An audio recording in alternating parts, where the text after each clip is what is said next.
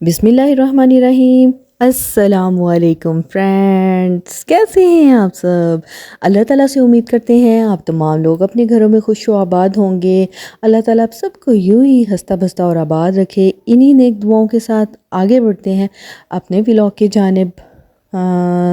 यहाँ पर मैं उबाल रही थी दूध। यार ये जो दूध वाली थैलियाँ हैं ना, इनसे मैं बहुत तंग हूँ आजकल, बहुत ज़्यादा तंग। देखें मेरे हाथ से जितना मर्ज़ी मैं संभाल लूँ ना, और ये इस तरह देखें दूध जो है ना वो गिर जाता है। और जितना मर्ज़ी आप कंट्रोल रखें, मुझे बहुत बुरी लगती हैं ये थैलियाँ। ऊपर से इनके मुंह इतनी टाइटली बंद किए होते हैं कि ये खुलते ही नहीं हैं। और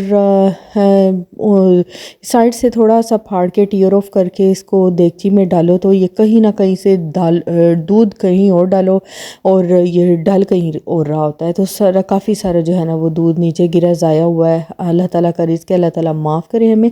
और जानबूझकर तो ज़ाया करने को बिल्कुल भी दिल नहीं करता, लेकिन फिर भी बहुत अफसोस होता है कि ये क्यों गिरा।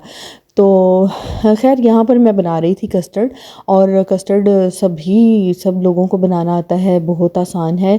और मैंने थोड़ा सा एक माप तोल सा रखा हुआ है कि अगर आधा किलो दूध हो तो उसमें आप 2 चम्मच जो है वो कस्टर्ड के डालें, खाने वाले चम्मच। और इसमें 4 से 6 चम्मच जो है वो चीनी जाती है, और बहुत ही जायकेदार जो है वो जो है कस्टर्ड तैयार होता है। तो इसी रेशो के साथ आप जितना मर्ज़ी कस्टर्ड को बढ़ा लें। यहाँ पर मैं ना 1.5 किलो दूध का कस्टर्ड तैयार कर रही थी। तो जब थोड़ी सी इंसान को जल्दी हो ना, तब भी जो हाथ से चीज़ें जो है ना वो गिर रही होती हैं। और मुझे भी कोई थोड़ी सी जल्दी ही थी। हाँ, मेरे घर में आया था कोई गेस्ट, और मैं उनके लिए जो है वो कुकिंग कर रही थी। और उससे पहले मैंने सारा दिन जो है वो लॉन्ड्री की, क्योंकि पिछले दिन हम सरगोदा से वापस इस्लामाबाद आए और काफ़ी सारे कपड़े थे उधर। मैंने वाशिंग इस दफ़ा नहीं करवाई और बस वो जमा हो गए। मैंने सोचा कि घर जाके जो है ना वो इनकी वाशिंग हो जाएगी। तो बस मैंने क्या किया था कि बैग्स खोल के और अनपैक किए बैग्स, और जितने भी कपड़े धुलने वाले थे सारे जो है ना वो मैंने, मेरी थी कोशिश कि मैं आज ही धो के और बच्चों की अलमारियों में हैंग कर दूं ताकि मैं फ्री हो जाऊं।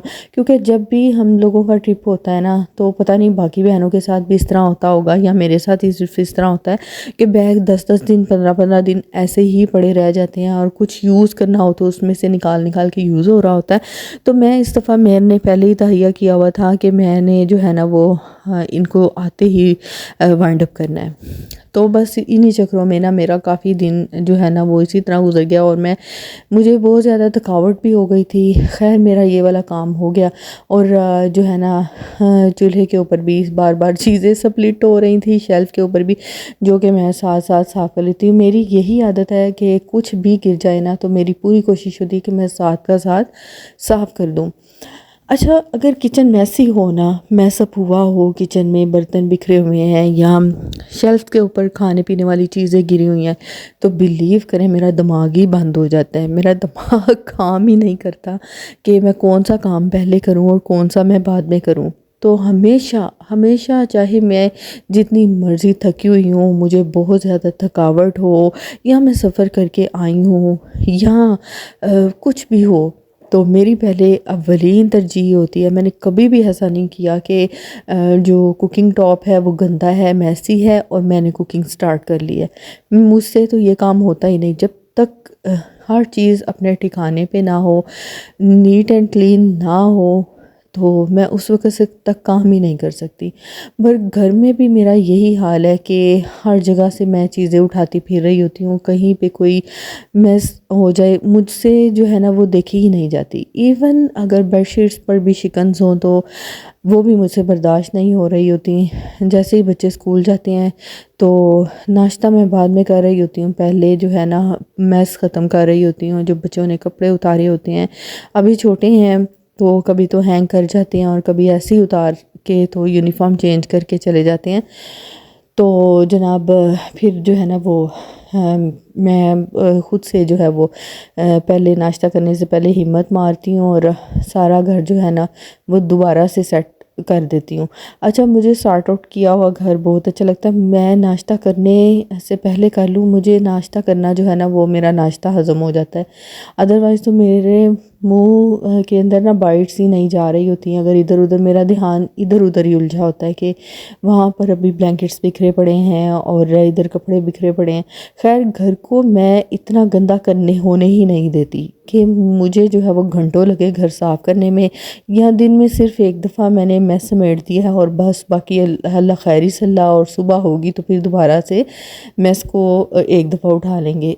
मैं हमेशा जो है ना वो सॉर्ट आउट करती रहती हूँ, इधर से उधर से चीज़ें जो है वो उठाती रहती हूँ। बच्चों को भी मैंने यही आदत डाली हुई है कि आपने कुछ भी खाना पीना है तो रैपर्स आपके बिन में जाने चाहिए और इधर उधर मैस नहीं होना चाहिए। अगर आपने खाना खाया है तो टेबल पे आपके बर्तन नहीं होने चाहिए। बच्चों को मैं बार बार कहती रहती हूँ, और बच्चों को भी काफ़ी हद तक आदत है कि वो घर को ज़्यादा मैसी नहीं होने देते। खैर बच्चे छोटे हैं, बहुत ज़्यादा बड़े भी नहीं हैं। बेटी जब पेंट वगैरह करती है तो कमरे में मैस होता है, या बाज़ दफ़ा ऐसा करती है कि अगर पेपर के ऊपर कोई कटिंग वगैरह कर रही है या पेंट वगैरह कर रही है तो वो क्या करती है कि अपने ड्रॉअर में सारे कागज़ जो कटे हुए हैं ना वो डाल देती है कि मम्मा को बाहर जो है ना वो मैस नज़र ना आए। और जब कभी मैं उसका ड्रॉअर वगैरह खोलूँ, मैं चेक करती रहती हूँ हाँ वीकेंड पे, तो मैं वहाँ से उनके ड्रॉअर वगैरह जो फालतू कागज़ वगैरह काटे होते हैं या जो ख़राब पेंटिंग्स वगैरह की होती हैं बच्चों ने और कलर्स के साथ कुछ भी किया होता है, तो मैं ड्रॉअर साफ़ कर देती हूँ। उनके बुक रैक को हमेशा सेट करके तरतीब के साथ रखती हूँ। उनको भी समझाती हूँ कि बेटा तरतीब के साथ घर को रखा करें और अपने आप को भी क्लीन एंड टाइडी रखने की कोशिश किया करें। आपके यूनिफॉर्म साफ़ सुथरे होने चाहिए, भले आप डेली चेंज करके जाएं, लेकिन यूनिफॉर्म तो आपके साफ़ सुथरे होने चाहिए। जो आपने कपड़े पहने हैं, आप कोशिश करें कि जब आप टेबल पे खाना खा रहे हो तो आपके कपड़े गंदे ना हों। तो खैर बच्चे हैं, उनसे चीज़ें स्प्लिट आउट भी हो जाती हैं, लेकिन ये कि उनको पता हो कि हाँ उनकी माँ ने उनको कोई दर्स दिया है, कुछ उनको समझाया है, बताया है, तो जब बड़े होंगे तो उनको मेरी बताई हुई बातें काफ़ी फ़ायदा देंगी इंशाल्लाह। तो जनाब मैंने बनाया था चिकन का सालन, जो कि बहुत ही मज़ेदार बना था, आपके सामने बहुत ही बनाया है और बहुत ही मज़ेदार जो है ना वो बना था। और फिर ये कस्टर्ड बनाया था, कस्टर्ड की वही पुरानी रेसिपी जैसे सब बनाते हैं और वही हमारी मदर्स के दौर से चलता आ रहा है ये तरीक़ाकार कि अगर आपने कस्टर्ड को जल्दी ठंडा करना है तो किसी बड़े बर्तन में डाल दें, स्पेशली जो परातें जिसमें हम आटे गूंदते हैं। तो बड़ी परात है मेरे पास है बिग साइज़ में, मैं इसमें डाल के तो किसी ऐसे कमरे में आप रख दें जहाँ पर बच्चों का आना जाना ना हो, और वहाँ पर आप फ़ैन फुल चला के वहाँ रख दें तो कस्टर्ड फ़ौरन जो है वो ठंडा हो जाता है।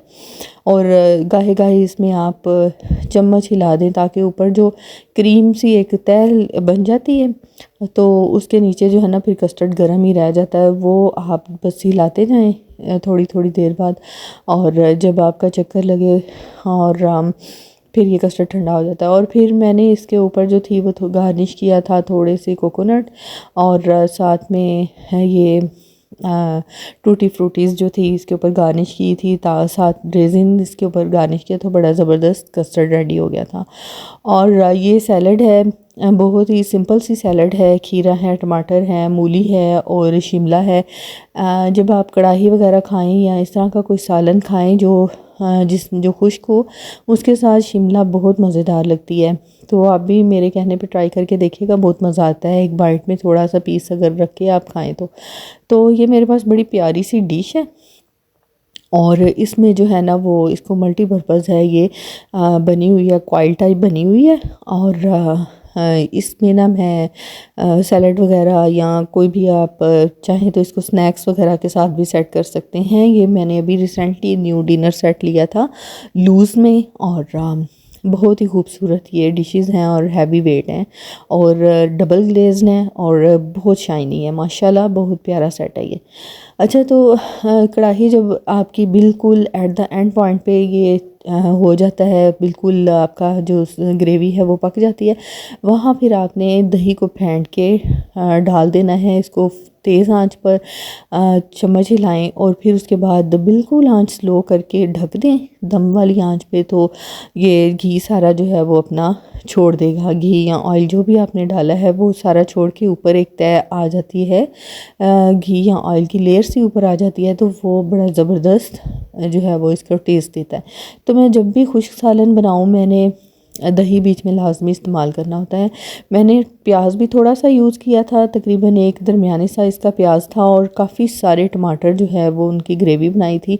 और क्योंकि मुझे बहुत जल्दी थी तो मैंने क्या किया था कि चिकन को आपके सामने फ्राई कर लिया था और जो प्याज, टमाटर, सब्ज़ मिर्च, अदरक और लहसुन इनको अच्छी तरह से मैंने ग्राइंड कर लिया था। और ग्राइंड करने के बाद जनाब मैंने इसमें डाल के अच्छी तरह से भून लिया था। चिकन चूँकि ऑलरेडी भुना हुआ था तो उसमें ऊपर जो है ना वो मसाला डाल के उसको भून लिया था, बहुत मज़ेदार बना था। अच्छा, फिर अगर आप चाहते हैं ना इसके ऊपर जब आपने इसको सर्व करना है कढ़ाई को, तो आपने बर्तन में डाल के कढ़ाई बाउल वगैरह में डाल के, तो फिर ये फ्राइंग पैन में मैंने थोड़ा सा ऑयल लिया था, तकरीबन 2 टेबलस्पून। तो इसमें आपने सब्ज़ मिर्च को फ्राई कर लेना है। तो ये बहुत मज़ेदार लगती है, बजाय ये कि आप ऊपर कच्ची रखें।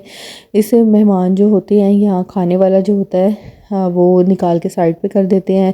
सब भी सब्ज़ मिर्च पसंद नहीं करते, लेकिन इस तरीके से आप करें। आप चाहें तो बटर में भी कर सकते हैं, लेकिन मैंने यहाँ लिया है 2 टेबल स्पून ऑयल। तो इसमें मैंने फ्राई कर लिए हैं ग्रीन चिली, और ये जो थोड़ा सा ऑयल है ये आपने बर्तन बाउल के ऊपर जो है वो इससे गार्निश कर देना। आप चाहें तो जो रेड चिली है उसके साथ भी जो जिसको देगी सुर्ख मिर्च कहते हैं, जिससे सिर्फ कलर आता है, उसको भी आप भून कर वो ऑयल भी ऊपर डाल दें तो बड़ी अच्छी सी एक लाल रंग की तरी सी ऊपर आ जाती है। तो वो बहुत खूबसूरत जो है वो लगती है।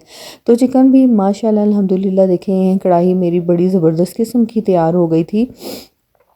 और मसाला जात वही डाले मैंने जो घर में या सबके घर में पड़े होते हैं। मैंने डिब्बे के मसाले नहीं डालती। मेरी सिर्फ एक डिश है जिसमें मैं डिब्बे का मसाला यूज़ करती हूँ, वो है बिरयानी, क्योंकि मुझे उसकी खुशबू अच्छी लगती है। बाकी आज तक मैंने कभी किसी भी खाने में डब्बे वाले मसाले नहीं डाले। जो कौरमा मसाला, कढ़ाई मसाला या सालन मसाला, कोई मसाले मैंने कभी आज तक यूज़ नहीं किए। तो ये देखें यहाँ पर मैंने गार्निश कर दिया है धनिया पहले, और इसके ऊपर ये गरम गरम ऑयल और ये जो ग्रीन चिलीज़ है ना ये मैंने इसके ऊपर गार्निश कर दी हैं। तो बहुत खूबसूरत लगती है। साथ में आपको जग पड़ा नज़र आ रहा है, इसमें डिटॉक्स वाटर मैंने बनाया था जो कि सिर्फ मैंने अभी एक ही दिन पिया है। अच्छा, पीते जाएं तो ऐसा लगता है जैसे आपको बहुत प्यास है और आपका बार बार पीने को मन चाहता है। और ये सादा पानी की बजाय ना अगर आप इसमें ऑरेंजेस और खीरे काट के डालें तो वो ज़्यादा पानी पिया जाता है। तो जनाब टेबल लग गया था, कस्टर्ड भी रेडी था और कढ़ाई भी हमारी रेडी थी और सैलड भी, और बर्तन टेबल पे लग चुके थे। नान मैंने बाज़ार से मंगवा लिए थे और साथ कोल्ड ड्रिंक और साथ में दही। बस ये आज का व्लॉग यहीं पे ख़त्म होता है। अल्लाह हाफिज़।